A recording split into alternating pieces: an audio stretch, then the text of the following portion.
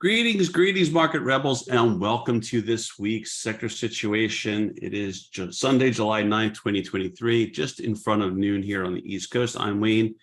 My partner Ryan's wrapping up our weekend outlook overview that we usually put out today, and so I would look for that later on today. Let's get our disclaimers rolling, and our trustee intellectual property rights notice will follow. And then let's take a look at I'll leave this on the screen.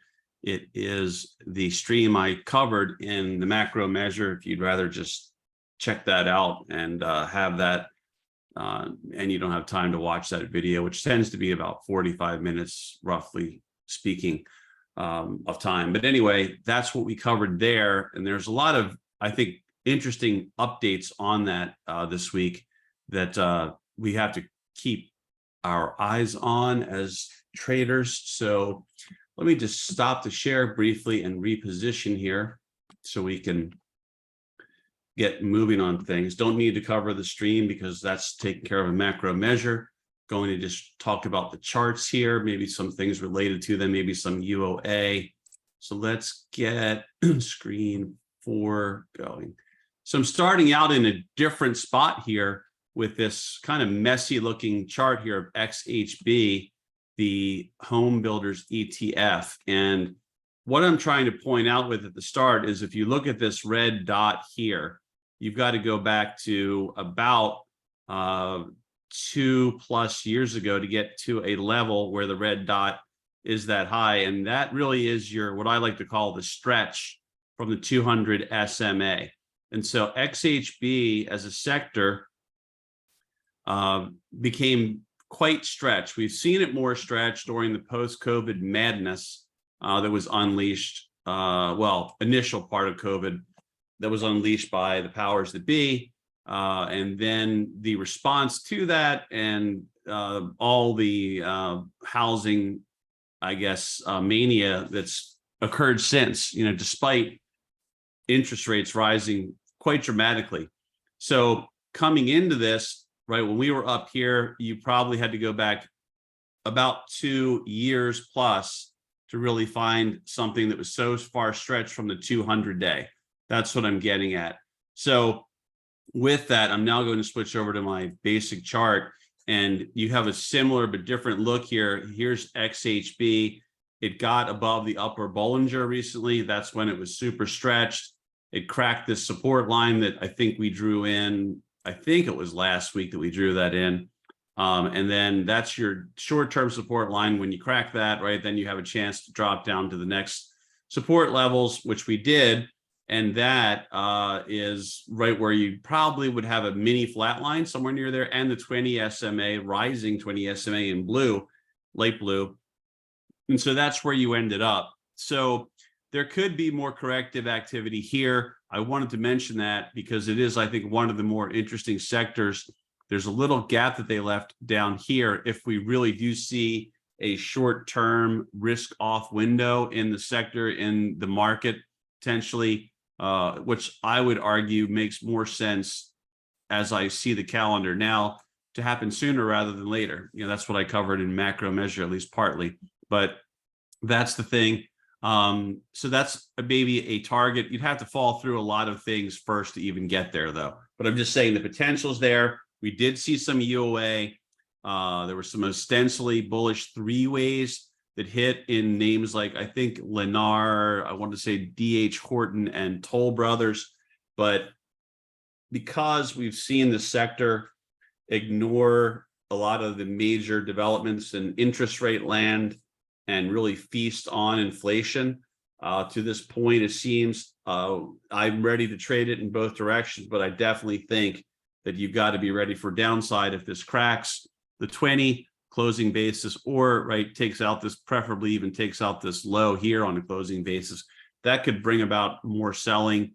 And again, in a risk off, I always like to look at gaps at that point when you're maybe heading back in that direction, and the market itself could give quite a bit back quickly, which I think you also have a situation where that could occur, because that's when you'll get a lot of these really significant kind of drops in a short period of time. And that's when a lot of gaps get closed. But there's plenty of other gaps too beyond that, but we're just talking short run as of now. So I wanted to start out with that sector, make that mentioned it a little bit on cocktail hour on Friday. So I just wanted you all to know that.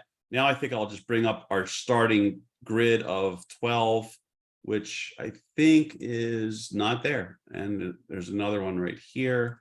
So I have a couple different grids, but anyway, this is where we start out at often in sector situation. And here's your energy, right? Here's your financials and so on and so forth. And just a quick look at this tells us, right, that some of the overboughtness got taken out of the market. Some with what we saw last week. So your RSI readings just aren't all that bad at this point, which means, right, you're back to a situation where it's more likely that you can go up and down.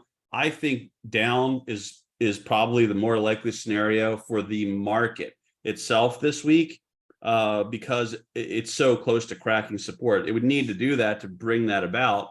But if it does, I do think a lot of these things will start to give some back. But a couple sectors that have really started to perk up a little bit that I would think are worth noting are the financials and the energy space up in here. So XLE, XLF right here. And I think they're worth keeping an eye on. Now, this could be political developments. It could be other unique to energy developments as well, right, that you would have to dive into because it's something that's very much an independent sector at times. And so an important sector, but again, it can be very independent. So that did put a little bit of a higher low in versus the prior low. And then it started to rally, did not take out the high, failed, but then managed to still put together a strong Friday. So there's been a lot of UOA in this space, both bullish and bearish. So I think it suggests to me that something's about to happen. This rising back up into here, I don't think you can rule that out. I do think that a lot of the, based on the fact that this thing's correcting, this trend is still down in really oil and in the energy space, but it's starting to look a little bit better, right? So we've got to give it that benefit of the doubt that for in the short run that, hey, there might be something that happens here. Let's see if we can get to the right daily. You can see the downtrend still in place, but you've got this higher low versus here. This is more of a double bottom, triple bottom type of situation here. And really, it really is not out of the question that this thing could start taking out this downtrend resistance line. It's not too far away, clearly. And if it does and gets above the 200 there in purple, that would be a positive development that could bring about more positive stuff. And the oil future looks a little bit better, I think, than the XLE. It was, yeah, you could see that it was rally. We switched over to percentages, though. Unfortunately, I don't know if we just did that or it was already like that, but let me try to get rid of that. The old Thinkorswim switched me to percentages for some reason thing. But anyway, that looks interesting, right? It still has its work cut out for it. It too is right still in the downtrend, but it did a little bit better, I would say, because it held its own on Thursday. Didn't have to come back and fight back on Friday so much. So it held its own and got there. It just hasn't broken out of it. So, right, you've got to give it a benefit of the doubt in terms of respecting the fact that it could put something together here. I still think it's got its work cut out for it overall, but you could see a little bit more of a scamper, and maybe that's tradable. Maybe it's the start of something bigger. It's tough to say because geopol, other things like that. But I thought that was also worth just mentioning and noticing in terms of the sector stuff that we see and do. Let's take a look at, go back to our, wrong grid. This grid is the grid up here we want. So that was one. Now I'm a little worried because I did say I thought that a lot of those sectors that spiked in the final week of the end of the first half, end of Q2, might have been window dressing. And a lot of them did start to back off a little bit, right? Where they weren't really rip roaring the way they had been. And a lot of the air came out of that window dressing extravaganza. But XLF also managed to put together something decent on Friday. So I'm a little worried, though, even though it backed off, I'm a little worried that that's really in anticipation of the financials earnings that will be coming out. And you're going to see maybe just a pre-earnings run not a real change, but let's give it the benefit of the doubt, right? Because looking at this, you've got a higher low put in, you've got a higher high. It didn't hold, but if it manages to hold where it did on Thursday and then turn and go, right, it's looking a little more constructive. So I mentioned this on Cocktail Hour that I think you might want to keep your eyes on those two, XLE and XLF. You can see, right, that XLP is kind of more of a defensive area that is taking it on the chin. This got a little crazy here, I think, in discretionary and XLY, and then that started correcting more, but that's still in an uptrend as of right now.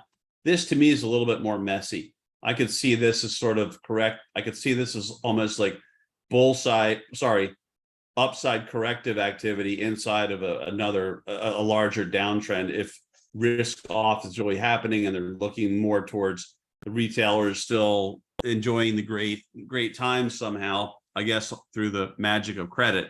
But that could happen, right? So it's still in a better spot right now. But remember, if we just put and I will put a support line on here right now, but if we just drop a support line on here, it wouldn't take very much to leave you concerned about, right, this holding trend, much like the market, the SPYs right now. So even some things that were doing really well had a rough week, had a rough close of the week, and so that could get ugly. A lot of people are touting industrials and talking in this big game about industrials, XTN and industrials. These have been hanging out pretty well. XTN still, despite the back off that it had in midweek, it finished strongly, and somehow they've got that kind of goosed back up to just under 70. So, keep an eye on that. But another defensive sector, XLV over here, right, that started falling apart with lower highs put in. And so we'll have to see once it gets down towards support, if it does, how that behaves, but nothing doing there. Let's look at some of these other sectors in a bigger way with a better chart. So let me go back, take this one, and then we'll move the grid over so I can follow along and see if there's anything else that I can see that's worth sharing. I did look at everything naturally, but it's hard to remember it all. Just complete recall. Let's just take a look at a 6-month chart. So let's look at XL. Well, let me just do it. XL. I'll start and go through it methodically. So XLE, again, a little bit bigger review we'll take a look at. And again, I think that's the one that's close to resistance, right? So with a higher low put in, really strong reversal.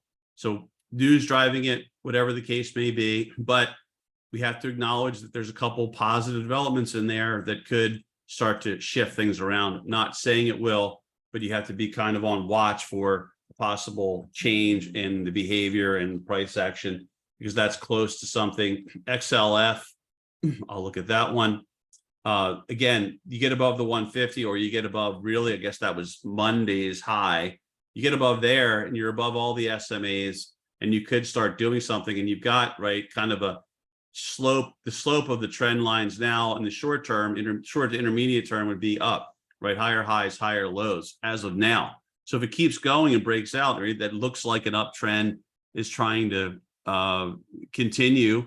And so maybe there's something there, right? So remember that as well. I think that looks a little bit better. I think if it has a good month here, it could finally leave behind the awful performance that it's had and being left in the dust. And maybe that's part of the allure, right? Is that it hasn't ran. So if these people really do believe, and maybe they're really right, that there is this great new bull market about to unfold the next several years, maybe that really is a really good buy at this point. We'll have to see.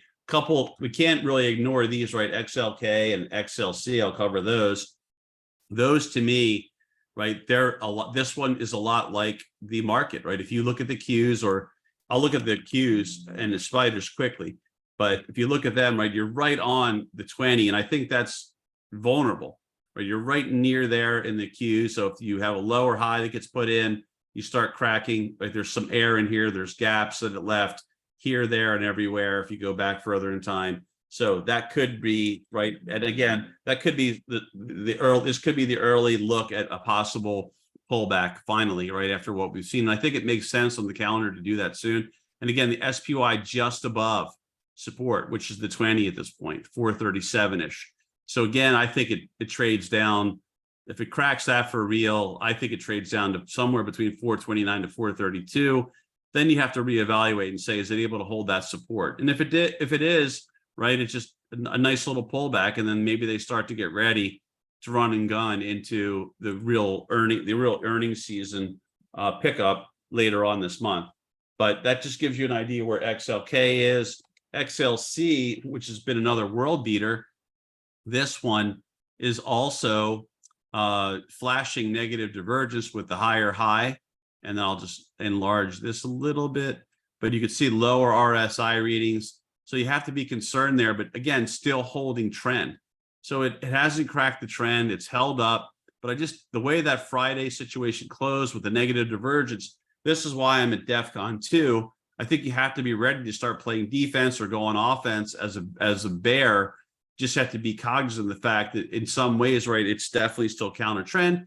And therefore, if you get in on a crack, you get a quick trim in, if you get a nice little follow through, and you take, let's say on a 10 lot basis, you sell 2, maybe 3, get some profits banked. And then if it goes back to your breakdown level where you got in, you get out of the rest of your contracts, and you probably still eke out small victory, keep yourself happy, and then maybe set alerts again and get ready for whatever comes next, whether it's a successful defense of support or kind of like that initial fake out reversal they put together often, and then it finally does fall for real. But that would be counter trend. Both of the last two we covered are closer to 60-ish in the RSI. So that means they can do pretty much anything, right? Correct more, or they could, we already took a look at XLA. I don't even know why I typed, I meant to type XLRA. Excuse me. Let's take a look at real estate. And I think, again, this has gotten interesting because this is trying again to get above the SMAs and hold. I talked about this in macro measure. There's just so much empty office space. And I think really with what's happened with inflation, the home prices and rates, housing affordability has become absolutely brutal again, because that's the modern way that things work, right? That's the way they've worked now for a while with the Fed and this whole mania that's developed, I think, over the last 3 decades. But everything has its day. So you're supported by many things, but that also means, right, that you could be below all those SMAs as support quickly with a couple of bad sessions. So just be careful on that one. But XHB, which we started off talking about, again, paper in there. And so you've got to be careful when you've got that paper showing up. And even if they do outer month trades, a lot of times they're doing it because they, for whatever reason, but the timing is the critical part. That soon thereafter usually is when something starts to develop, not in every case, but in many cases. XLB, again, we talked about this defensive sector, and this one also got hit pretty hard. And so it makes you wonder, right, with these defensive sectors getting hit, even though the market seems like it should be playing more defense to me, they hit this one, right? They hit utilities probably because rates are heading where they have headed to, and maybe continue to go higher. And the IWM also reversed hard, and that's, again, smaller companies that need more financing, generally speaking. And then here's your XBI, your biotechs, which, again, we've been saying if it cracks here, it's vulnerable. And so, again, it's very close to cracking below these SMAs, and that would bring about more vulnerability. The 100 and the purple 200 are right there. Maybe the 150 is mixed in there as well in rust, but I can't see it. But you get the idea. That's looking vulnerable there. You have to always watch out for that false obvious breakdown, because that's what these guys do. And they draw new shorts in, and then they reverse it hard. That's why, right, the dangerous part of trading is often that initial entry where you if you're trading a breakout or breakdown, you can get whipsawed. But that's why we have to manage it the way we do. If it keeps working great, you just roll with it. And if it doesn't and they jam it back up, that's why you get that little quick trim in, like I talked about. But can't like that one, right? It's the way it looks now, like that to me is flashing vulnerability, even though the RSI on that one is probably getting down there compared to most other sectors we've looked at. That might be the worst RSI reading, and I just checked it out and it is. So it gives you an idea that hasn't fared well. Another defensive area, really they tried, but that's a rough close to the week. And you would think, right, well, if things are looking vulnerable, which they seem to be, to me at least, why would these things get whacked the way they did? But they both took a pretty bad beating. That is also right in jeopardy of losing the 200, maybe hitting our lower Bollinger there in green, and then possibly testing those recent lows. And that's not a good look. Double top, negative divergence recently on RSI, probably other oscillators that we could throw into the mix. But I'm not really going to beat it up. I'm sorry. And the way that it looked is different than it actually is. So I take that back. There isn't negative divergence there. It looked to me like there was, but it could have been an angle. I've been getting a lot of that lately. I'm not sure what's going on, but yeah, was close, but no, it wasn't actually negative divergence, but still double top. So be careful on that one as a result. Again, I'm just looking at that more as how is it acting, and are they playing defense? They're not. Maybe that catches a bid though, if the more so than other more offensive sectors like XLY, if the market finally comes under more pressure and cracks something. Now I do have a trend line that we added on our smaller graphic. So let's on the smaller graph we looked at already, but let's take a look at this one. I think we can drop it pretty much in the same spot right about there. And so you could see that you're really there, I think, in terms of concern. You've got to be concerned when that short-term situation develops.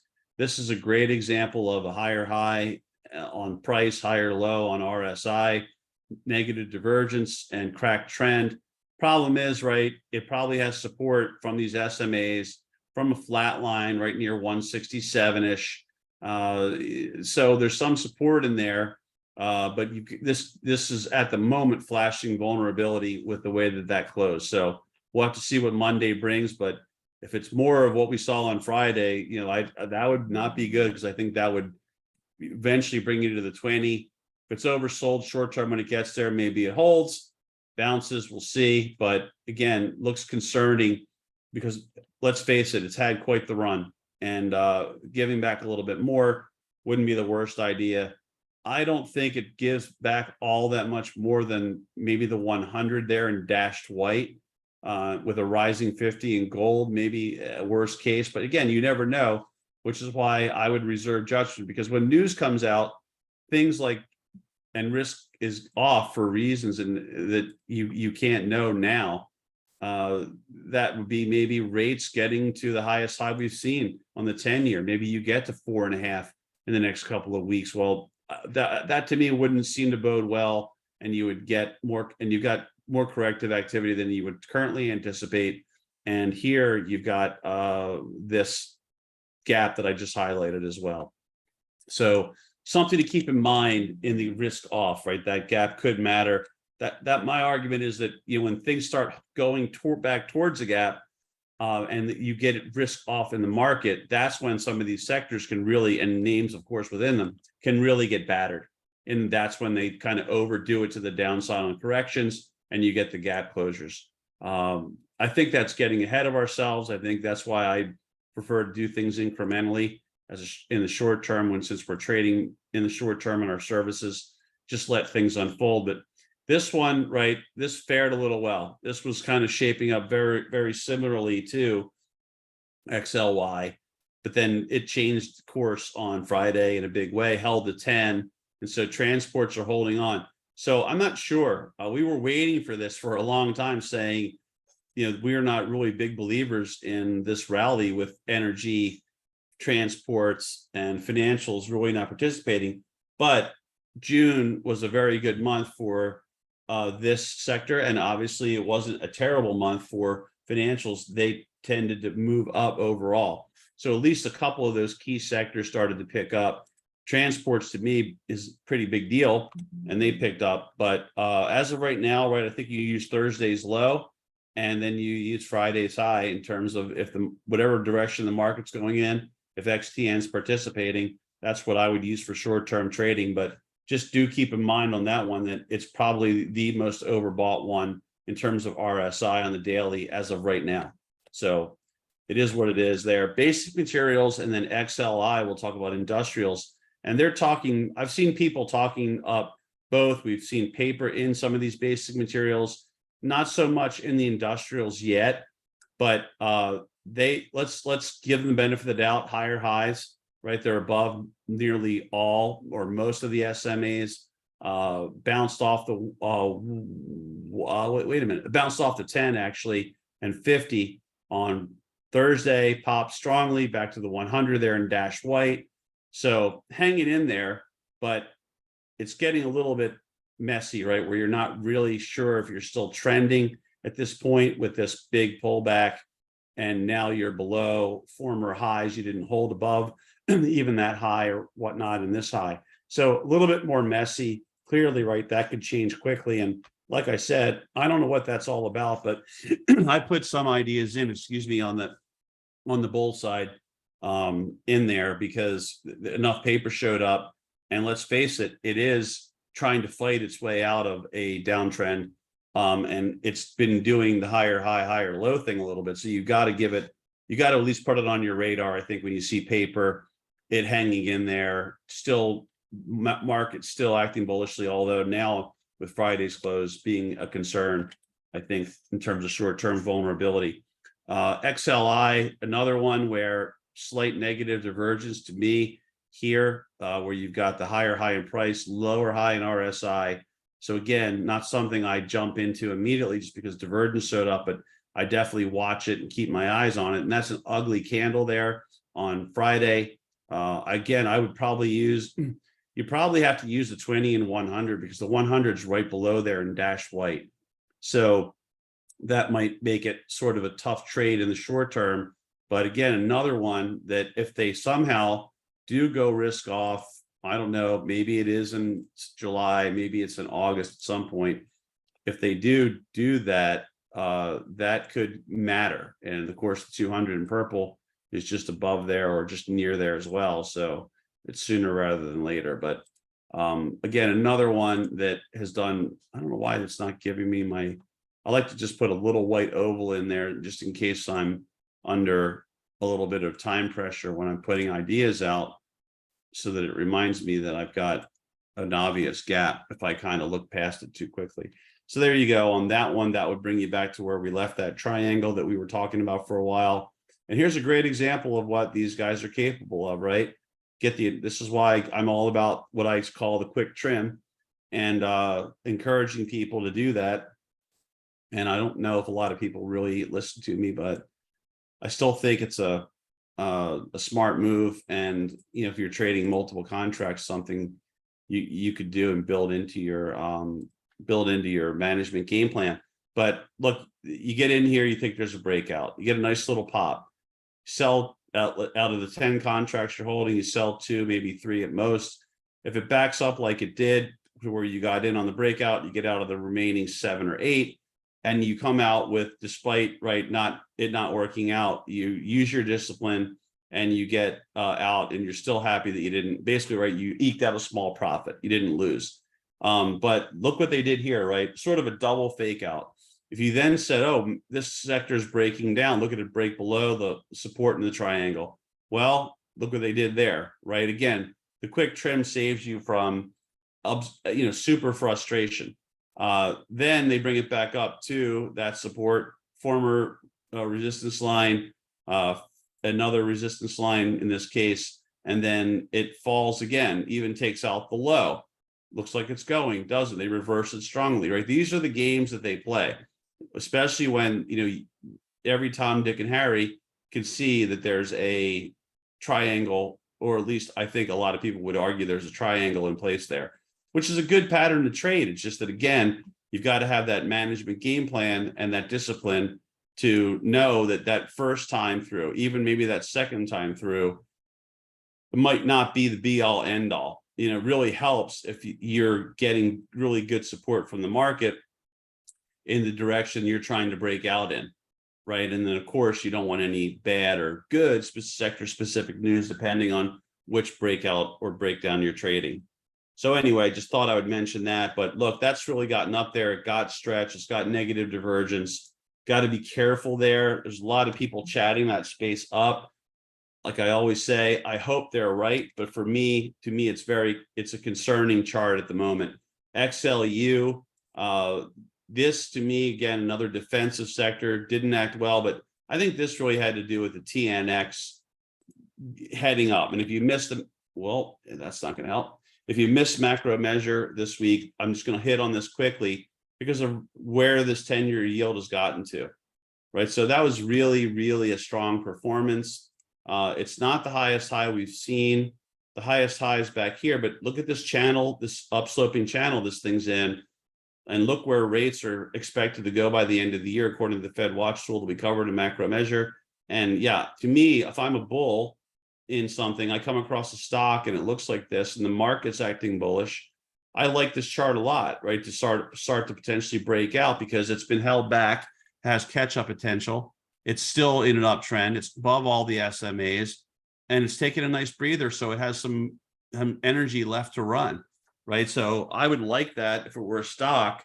So I can't really sit here and say, no, I don't like that just because I prefer that rates do not go up anymore or something like that. It looks like they certainly could. They might go back for a retest of these highs, and then if they're able to eclipse there, and we just kind of extrapolate, right? They maybe go much higher than a lot of people are expecting. And that, again, to me, I don't know how the stock market just ignores that, but maybe it will. I wouldn't expect it to be able to do that if rates go up another percent and a half on this 10-year. I don't see how that happens, but again, you never know. You just never know.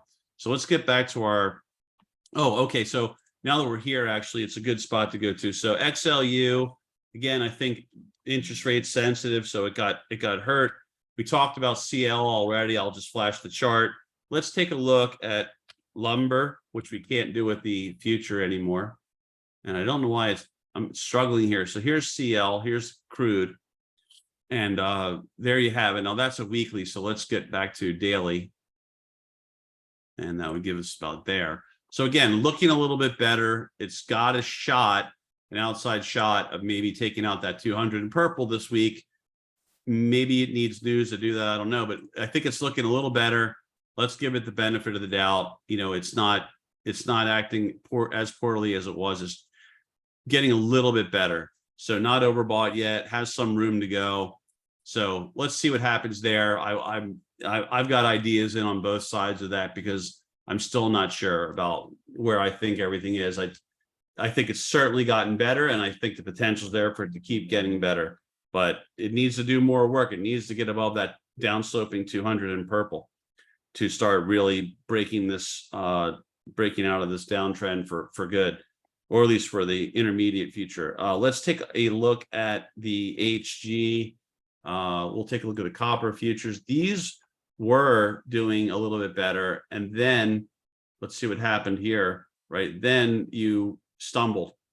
So they were starting to move up, stumbled again, still downtrending, right? So the only thing you can argue now is, well, it's kind of this very short term higher low than here, and then this low is higher than here, and so it had this big push correction, and maybe now it's starting to put together another kind of bullish consolidation where it wants to move up and attack this. So we'll give it the benefit of the doubt, but you can see that all the SMAs are really waiting for it, right? The 20, the 200, the 100, the 150, they're all waiting for it. So it has this work cut out for it, but at least it's off the bottom. So maybe the story of things getting better isn't completely dead with the way copper acted. But let's take a look at wood. Let's take a look at cut, the two lumber ETFs we've had to go to, and that's a very interesting Friday, right? Look at that gap right there, right? Gap down, gap right back up. And we were talking about that in the pit, how the gang loves to close gaps before letting things really descend. So that's still in the middle of its range, let's face it. So we got to wait longer in there to really start to get a better picture. But that's some pretty wild action there. Let's take a look at wood. I mean, actually, we were on wood. Let's take a look at cut. Should look similar. I just started these like a month ago or so because we couldn't get what we wanted through Think or Swim, but now very similar, different gap and open and so on and so forth, but similar, still in the downtrend though, right? Not really anything you could say about that. So again, a little bit better, much like copper, still in the downtrend, trying a little bit better activity now. Maybe it's something, maybe it's nothing, but I don't think it's anything like super extraordinary to talk about. Let's take a look at IYR, right? So real estate, this thing, again, trying to hold above all the SMAs after a push that it had. And so far, they've got it there. Maybe higher high, higher low in place now. So maybe there's something there. Again, that runs in the face of what I showed in terms of the situation out there. But who knows? You know, you just never know. Maybe things are somehow flipping around. We talked about XHB. Let's take a look at KRE. That's an important one, right? And you got these bank earnings coming up, and this didn't give way, right? It didn't crack even further. Still not out of the woods. Maybe it's tracing out something like an inverted compound head and shoulders. But maybe it's things are going to rip roar. But look, it's still below the 20 in light blue right there. And a lot of the longer terms are still downtrending, downsloping. So you're still in a longer term downtrend, and you're kind of in a messy situation right now where I don't think it's an easy call. I think you'd have to, if you're trading something like this, you're going to have to use that recent high and recent low that we always go to say, okay, this thing's trying to expand up here or expand down there. Otherwise, right, it's not really a good trader at the moment. I think maybe these earnings could start to shed light on that. So we'll see what happens there. SMH definitely bears watching.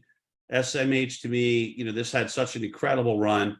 It's still in bull control, but you could see that there's an obvious gap there. And you've got the rising 50 there in yellow. And you would think, right, before these earnings really start to come out, the way this is acting, if it broke here, took out that low, you would think there'd be a little bit more corrective activity the way that it looks right now. That would be the standard textbook interpretation, but it kind of has almost like an island head and shoulders situation forming. But remember, these guys are the masters at taking something, that seems obvious and turning it into a pain amplifier for people that are undisciplined. So just be careful about that. I think it's hard to really like this juncture. I think you need to start seeing this thing threatening to take this high out, you know, up several percent before you start getting excited about it as a potential for making a run. At the very least, get above and hold above the 20 there in light blue. So that would be about 151-ish, just at the very least, kind of like foothold. And clearly this low is not too far from this low. There seems to be a flat line type situation there where near that 146 and change. But look, the 100 is not too far below. But this thing can take on a life of its own. It can just melt right through a big SMA at times, like it did right there, right? So it could melt right through it, not respect it. A lot of times they do respect SMAs, but again, you just don't know what news could be the driver. I would think if it doesn't hold above the 100, you're looking at the 50 there in gold, and then ultimately you come down here, there'd be some flatline-ish stuff, but there's potential for a gap fill near the 100 SMA as well. But if they're going to do that and kind of get some of the over boughtness out of this thing, they probably should do that sooner rather than later, so they can start the old pre-earnings run that I'm sure they're excited to start. So I'm trying to think if there's anything else that I could cover in terms of sectors. I think that's mainly it for now. So again, I think XLE is starting to show a little something. XLF is starting to show a little something. XLK, XLC, those have been sort of biding their time and not really giving much back. So they might finally succumb if the market goes a little risk off. and they might also regain their former glory, recent glory, if the market goes risk on. So those are probably a couple of reliable ones to keep an eye on. And XLE and XLF are showing nascent signs of wanting to behave better. I think XTN is still one of the strongest ones, but it's also the most overbought. And again, it could fall apart quickly, as could XLY. These I'm not convinced of yet, XLB and XLI, but I'm ready with ideas on both sides of XLB in UOA Pro, both sides in XLE. And I would be up for putting ideas on in the same way in XLI. But the big one that I was able to share at the top of this was the XHB, which isn't one of our major 12 grid names, but XHB to me, between the UOA that came in, the massive run that it had, the stretch that it had, the fact that rates are going up, I don't want to fight against trends typically, but this is one time I'd be on watch for more of corrective activity, trading something counter trend. By the same token, if the lunatic fringe grabs a hold of this market and starts moving everything back up, it's been very strong. And a lot of times, right, they'll take it into further overbought territory than most people can fathom. So you just, again, you can't rule these things out, and you just got to trade that market, that ETF in this case that's in front of you, and do the best you can with it. And I think prudent position management, disciplined position management is what will win out, right? That's why we preach that so much. So I hope something I shared with you this week helps you out this week or some week in the future. I want to thank everyone for tuning in. I'll see everybody through the webinars, updates, summaries, and so on and so forth. And of course, in next week's videos. Have a great finish to your weekend and have a great trading week ahead. Thanks.